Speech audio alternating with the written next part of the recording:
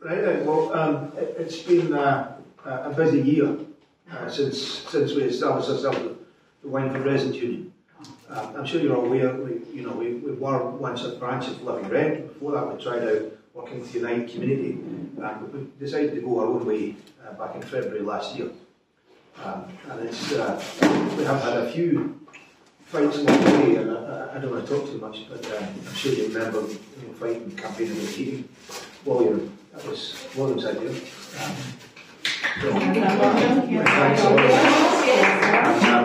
As a result, we were the only community in the country to not just halt our bills in October, but bring it in the reverse. So we got a rebate for some of the people in the scheme. So, thanks for that. Thanks for that. Not just me, everyone that's sitting at this table, So, obviously, we've got the GHA plans for the scheme, and we've been devoting a lot of time to that. We don't just want to talk about that this evening, because there's been a range of different issues that we've been taking up. I wonder maybe Pam, you want to introduce that maybe? Introduce which? The issues that we've been taking up at the moment. Well, there's been quite a lot of issues, obviously, around litter bins not being empty, certain litter bins on the estate. We've now got a list of 7 of those on a little map, so now we need to feed that back to Wheatley and ask them what's going on with those bins, which have all been quite remarkably emptied since we posted that on Facebook, so that's been funny. Happy Pam? Happy personally. And then the other issues we have are pavements that are all broken, and then there's 2 accidents that have occurred around the table here just, and then that's something we need to address. And then there's Kaz and Nick, I think, as well. We do a lot of work talking to owner-occupiers about their the bills and their state repairs, that factors bills and stuff. And then there's sort of ongoing repairs not being dealt with properly. The rats issue, there's a information request on the amount of rats reports, so they've sent that back. So we'll be getting in touch with you guys or to check who's reported rats when, so that we can bring it to Glasgow City Council, because I don't feel our management plan has been put together for the separate reports that have been done, and there's still 2 outstanding, they said, but from what people share things, it's more than that, so we'll be continuing that further. So in terms of where we're at in the membership and finances, I'm the membership secretary at the moment. We have around 60 members, and some in good and bad standing, but obviously standing orders are best for us, because then we can make sure that we don't have to chase people for a quid here and there. It just makes it a lot easier for us. But we have about 700 quid in the bank, and since we started, we decided to affiliate to the Scottish Tenants Organisation. It used to be a big national body. It's seen better days, it must be said, but they've given us a fair crack at work, and we're now working with them to build similar union branches in Woodside and in Western Common and Hallam Hill. And we recently staged a walk with them to show how the issues are connected in terms of the way in which we've seen the estate being run down, and the way in which GHA has taken over and instantly decided that they want to land in this community centre, and the way in which that connects up with what's happening in Western Common and Hallam Hill, where there's a huge regeneration project going on, but ultimately they're trying to get rid of a lot of social housing, build owner-occupied housing. And then obviously the new bridge, which, lovely bridge, but £40 million. It's kind of a bridge to real estate, so we're trying to connect up all those issues. And the Scottish Tenants Organisation has been very helpful to us, so that's helped a bit with the finances. We've got a newer bank account. Ours is straight out of the 1970s, stampy. No debit card, no online banking, no telephone banking, And that has proved a bit of an issue for us, because one of our signatories, Frank, works for the GHA. GHA got wind of that and said, "Oh, you've got to come off there." All sorts of causing irritations. But the new bank seems to be facilitating things a wee bit better. But that's where we're at, and obviously we're looking for new members. On the owners' bills, if you recall, back in actually just after the GHA announced the demolition, just after on November 2021, when they announced the demolition plans. We had the protest at 151 block, I think some of you were there, where we put a request in to meet with the GHA about the owners' bills in particular, and we've still had no meeting. But what has happened through casework, and Kaz can keep it right here, is that many people who have refused to pay have stopped being chased, and others have been targeted. And it's a kind of mixed bag. So we'll get to that in a minute, but certainly we've got one where the GHA wanted to settle, which was good for the tenant, because they were going to go to the Property Practice Code of Conduct, and it looked like the GHA might win there, but they wanted to settle because they didn't want to press. So we've got one case, my wife was taken to the Property Practice Code of Conduct, and that will happen in the next few months, but it's not a quick process. And obviously we want to generate a bit more hits on the ground before we peter out. So that's where we are with owners' bills. But about tenants. So yeah, both the tenants and the homeowners that we've spoken to recently, numerous complaints, the same as yourselves, are putting in complaints and they're being told, oh, the homeowners won't pay for this or that. They're told there's a drop in services, these services are no longer due, part of this, part of that. But basically there's nobody to answer to them, they're just getting told this, word of mouth over the phone, nothing in writing to back it up. The absolute amount, we've got like 20 different complaints here for just over 20 people, and you can bet they're repeated everywhere. Tenants are being told to get their own home insurance as well, which in this cost of living crisis is just not acceptable, and if you're really the cause of the problem. So there's a lot of back and forth and people feeling stonewalled and out of their depth, and don't know what to do about it, so that's why the campaign is so important. That we continue to go around and speak to every tenant and homeowner and collate these issues and bring them together so that you can no longer get voted against each other, but we can bring a collective, cohesive chunk of this straight to Wheatley and get them answerable, because this divide and slaughter is just unacceptable. So, I know you had a specific proposal with that as well. You had a specific proposal with that in terms of teams to...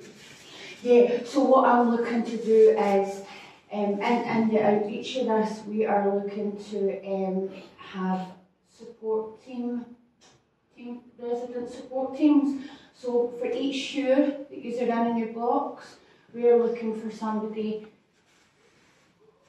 to be relatable to their local neighbours, to record these, bring them to us, we'll represent them at the next level and bigger up, and we will have a wee meeting. We have our representatives we go, and this way we've just got a nice wee connected spider pod where people have good communications and daily, and then we can take it up there. We're not missing anything or anybody, and again we're creating a wider knowledge of exactly what's happening to everyone, so that when we're faced with Wheatley, we know what we're facing, we see exactly what sort of power and numbers and weight we've got, and they can stop getting off around the corner every time a separate homeowner or tenant speaks to them. I was with a tenant today who was chasing up a 4-year repair. 4-year repair, and just at the mention of bringing us, they were advised not to contact Wyndford Residents Union, and then I'm glad they did, because they brought 3 different people to that lady's house today, which was quite intimidating for her, but luckily she had myself and somebody else there for her family. And that's what we're hearing, that people are facing individually without support. So it's really important that we use our community to link up and strengthen and support our other community members.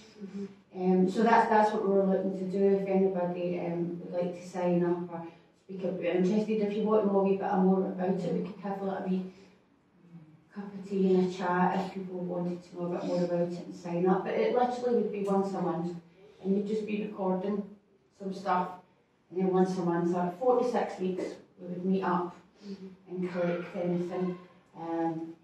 Yeah, just to keep the information flowing and the contact free. Sort of neighbourhood rep sort of thing. That's right. Well, it empowers each other, and then users speaking to each other and other people, they can be pointed in the right direction, and it's not this feeling of hopelessness and helplessness. Yeah, I don't It's know. weekly charge. Charge neighbours do a lot of times, they talk to each other, you talk to your neighbours, they're out in their garden, you know, it's the same sort of thing, only it's a different wee thing you're dealing with. It's just more localised and at a resident tenant level, and then we're willing to support and take up things for each other, and it's Collectively. exactly, and for you to have control and your voices to be heard, and not us just trying to manoeuvre what's going on. It's literally coming for you, and we're representing you for there. I guess the other innovation that we're talking about recently is back when we started in February, we did the whole like, I vote you for the chair, I vote you for Minister of the Games. And what we found is that's kind of maybe a bit too far.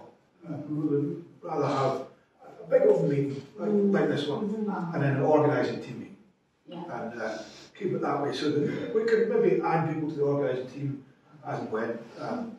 And you know, it would be nice to say we had 400 people here and we had to do it by parliamentary rules and a big gavel and all that. Raise your hand or speak up. That's not the world we live in. So that's kind of how we're innovating at the moment. And we're also looking to offer training opportunities for anybody that's interested. Well, that sounds good, but I don't know how we do that.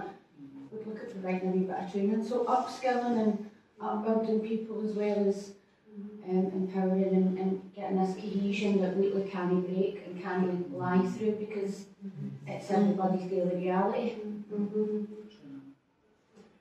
So,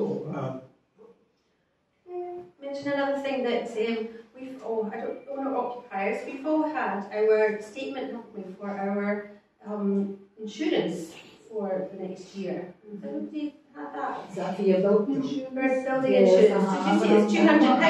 Yeah. Because if you go in the open market, it's 80. We're showing you 80. That is, yes, it was exact same. £202 when it should be, if you went and bought it yourself, it would be 80. And they're buying as a big bulk purchaser, and then charging us like 3 times plus 4 times what they're paying for it. That's outrageous, and I think we should be challenged them about that. Collectively, we could maybe like put in a joint. yes, it sounds like we ought to collectively challenge. As all the owner occupiers, I'm sure all 500 of us have an issue with that. But before we kind of move on to the next phase, which is kind of actually about that in a broader sense.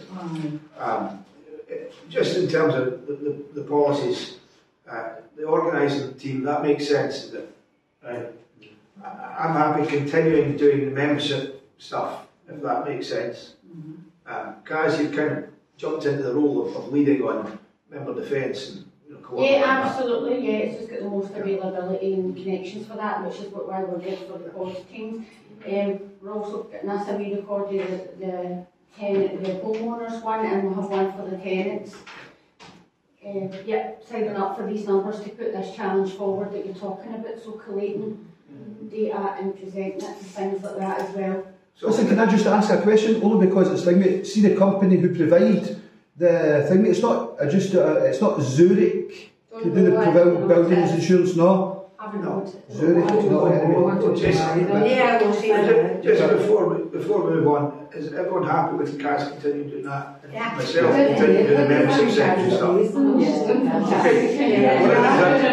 Amazing stuff. Yeah. I mean, like everybody that's just has been a machine. Yeah, she is. Excellent. So, one of the things I'm conscious of is you don't come to have a secretary.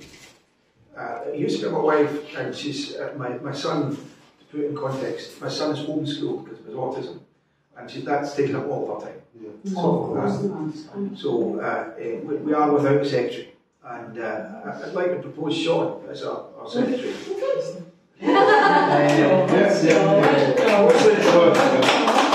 mostly because I saw him taking notes just there. So So if somebody seconds that, I'll grow it there. Training and support for the team. On the He's way. going to sign up for you. okay. That's something I'd maybe be for that anyway. Make it your spelling right though, Sean, for that. Yeah. Good spelling and all that. Spells perfect. Absolutely. We're also without a chair, so it would be good to have a chair. Anyone would like to put that out? I would second that. I think so too. What? No, yourself. In what way would I have to do that? Just keep being yourself.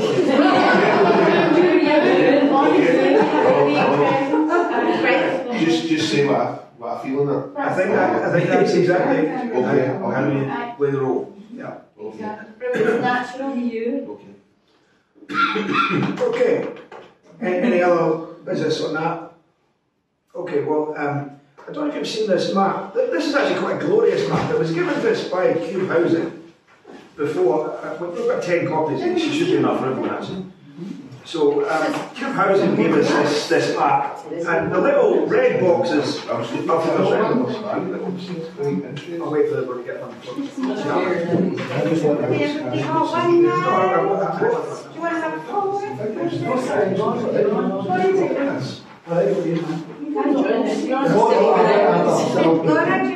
You're over there in the Partick kind of corner. So, just looking at the map, ignore the bit on the side, that's about the lights and the demands about the lights and effective views. But this map was given to us by Cube Housing, and the red boxes are from a spreadsheet that Cube Housing gave us. So, we've been able to work out which flats are in which view. And Cube Housing gave us this data in 2012, which was just before the Right to Buy Act stopped. So there maybe were one or two properties bought in the scheme before, after this data, but only one or two. So what we've done is we've collated the views. Now, sorry, I feel like Blue Peter here with but we've collated the views. So we know, and apologies for sitting on the cakes, but we know which view, and the W just means Wyndford, so it's 1, 2, 3, 4, 5. So we know which view has a number of tenants and which view has a number of owners. In terms of the leverage we might be able to bring on the GG, there's some sticky tape, maybe stick on a wall or something. In terms of the leverage. I'll put it there. I don't know, so we can see it. Yeah, just see that. Sorry, sticky tape. That's it. What's that on you? Yeah, we're W2.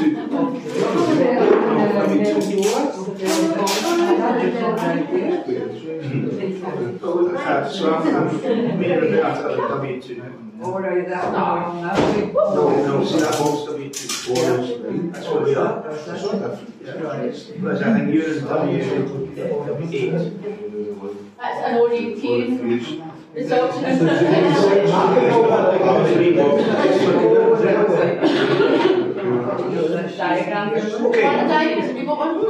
Okay, so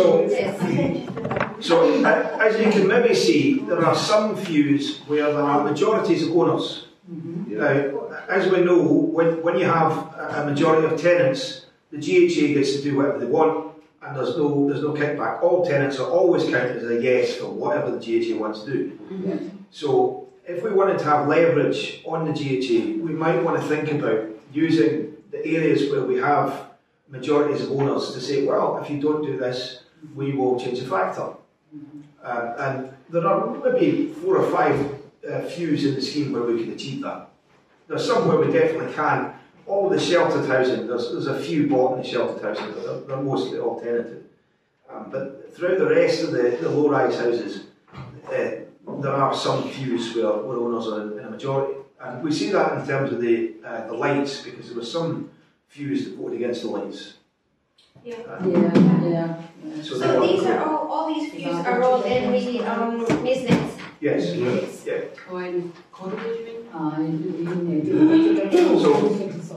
kind of getting back to Kaz's proposal about block reps in different areas, this kind of ties in, because if we could actually think about it in terms of this is a few, and here we've got a bit more power and leverage. So I don't know, what do you think about this?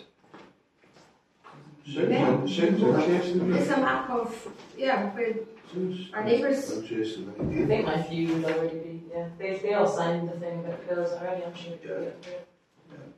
But they always just say, oh, it's not possible. But that's the thing, if you get enough people together. Yeah. So maybe just looking at this, which fuse we can win in. We can win in few number 2. So we can win in few number 2, W2. We can win in few number 3. We can win in few number 4, and in few number 5, and few number 6. We can win in few number 9, number 10. We can win in 12. So there's actually quite a lot that we can win in. But we need to be, there's no point in having one few because they get targeted. Right? It would need to be the whole. So it shows how we need to grow and build our membership. Because let's say we've got 60 members, so it's not everyone. But if we did have the power, we could really wield it. You know, so can I just ask a wee question, right? Because I don't see the colours of these views. The colours. What do the colours mean? Like the purple ones here, they're kind of. Well, the only thing you're concerned, but so high or the. So Mick, the only the views are only the red line boxes. Aye. But some of the yellow ones, for example, they're the high flats. These were cubes colours for how they determined it's. All right. Okay. The only thing that matters for us is those. But you know, as you can see, there are. Road 6061. How many? Let's count up how many you can win. 31. You circling them? Actually, quite a lot there. We keep challenging them. When you actually look at that, we can challenge them quite a lot there, Mick. Yeah. Some people say they don't want to live there anymore because they can't afford the practice.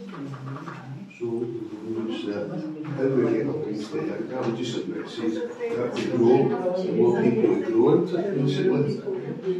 Yeah. If they can turn against, if they turn against somebody, then Definitely. Yeah, so 14. There are 18. There are 18 cues we can win in. 18 out of 36. So in 18 views we can win. So we can literally flip half the screen.